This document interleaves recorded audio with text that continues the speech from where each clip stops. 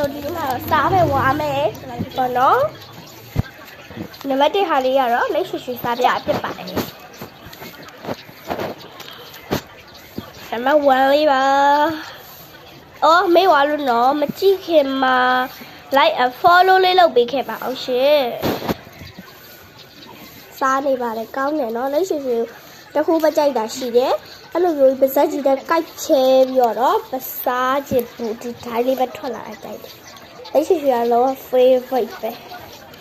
ဒါမဲ့တိတ်မကြိုက်ဘူးတော့မဟုတ်ဘူးဟိုစကူကြီးဖွဲ့တွေရလို့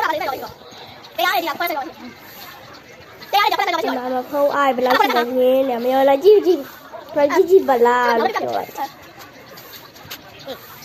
အမလေးလာကြည့်ရောရောဝိုင်းသွားအမစားတယ်အမစားပြီးတော့မနောက်နံပါတ်2လေးပေါ့နော်လာပါစောနာဖွားလာကြည့်ရပါအနောက်ကကိုကြီးပဲမတောက်စားပြီးစားကြစားပြကြတော့ပဲဒီကောက်တော့ရှည်ကြီးရတာဆိုပိုကောင်းတယ်ပေါ့နော်ရှင်ကြီးလေးနဲ့ရောထားတော့ပိုပြီးတော့မိုက်တယ်ပေါ့နော်ကောင်းတယ်ကဲကောင်းတာနော်တကယ်ကောင်းတာအမလေးအားရပါရအောင်စားနေတာ